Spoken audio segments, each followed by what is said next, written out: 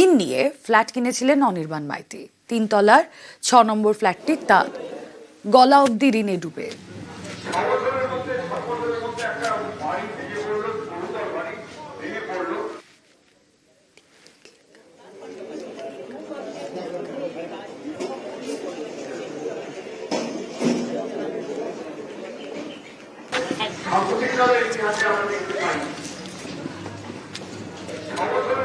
বাঘাযতীনের যে বহুতল ভেঙে পড়েছে সেই বহুতলের 3 তলার 6 নম্বর ফ্ল্যাটের মালিক অনির্বাণ মাইতি এবং তপতি মাইতি এবং লোন নিয়ে বাড়ি করেছিলেন, তাই তো?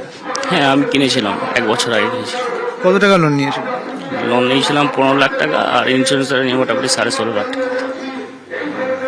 এবং এই যে আপনাদের উঠে যেতে যখন বলা হয়েছিল যে নতুন করে মেরামতের জন্য, সেটা ঠিক কবে? এই ডিসেম্বরের 15 তারিখ থেকে আমরা সরে চলে এসেছি। কাজ শুরু হয়েছে 19 তারিখ থেকে। তো আমাদেরকে বলেছিল সবাইকে মানে জিনিসপত্র কিছু সরানোর দরকার নেই, শুধু আপনারা সরে যান, 2 মাসের মধ্যে কাজ শেষ হয়ে গেলে তারপরে আপনারা আবার ইনট্যাক্ট চলে আসবেন। যে কোম্পানি কাজ করছিল তো ওনারা আমাদেরকে অ্যাসুরেন্স করেছিল যে এরকম কোনো ঘটনা ঘটবে না। ওনাদের সাথে আমাদের তো এগ্রিমেন্ট পেপার আছে না, এগ্রিমেন্ট করেই তবে কাজটা শুরু করেছিলেন। এবং যদি বাড়ি কোনো ভেঙে পরে রিপেয়ার করার দায়িত্ব পুরোটাই ওনাদের উপরে ছিল, এটাই আমরা জানতাম। এখন কোনোভাবে যোগাযোগ করা গিয়েছে সেই সংস্থার সঙ্গে কিংবা প্রমোটারের সঙ্গে? না, কারোর সাথে আমরা কোনো যোগাযোগ করতে পারিনি, কারণ কি প্রমোটার সুইচ অফ করে রেখেছে। আর নাগারা যে কোম্পানি কাজ করছিল ওনারা কেউ এখানে নেই, ওরা সব পালিয়ে গেছে।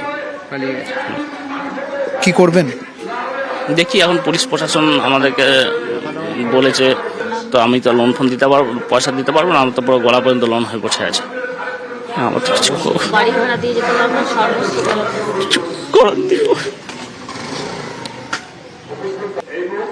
বাড়ি হারিয়ে চোখে জল, কি করবেন ভেবে পাচ্ছেন না। ক্যামেরায় বিপুলের সঙ্গে সুদীপ্ত, নিউজ 18 বাংলা। সারা জীবন ধরে অনেক কটা টাকা জমিয়ে একটা সাধের ফ্ল্যাট কেনেন অনেকে। অনির্বাণ মাইতির মতো আরো অনেকেই রয়েছেন। ভিটেহারাদের মধ্যে তাদের হাহাকার। ফ্ল্যাট কিনে সর্বশান্ত, বহুতল বিপর্যয়, বা সেই ফ্ল্যাটও জলে। কি করবেন, কোথায় যাবেন ভেবেই অকুল পাথারে বাসিন্দারা।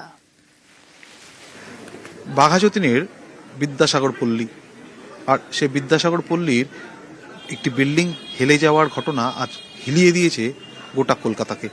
আর এই মুহূর্তে সেই বাড়িরই এক ফ্ল্যাট ওনার, ফ্ল্যাট মালিকের সঙ্গে রয়েছি আমরা। আপনি থাকতেন কোন ফ্ল্যাটে?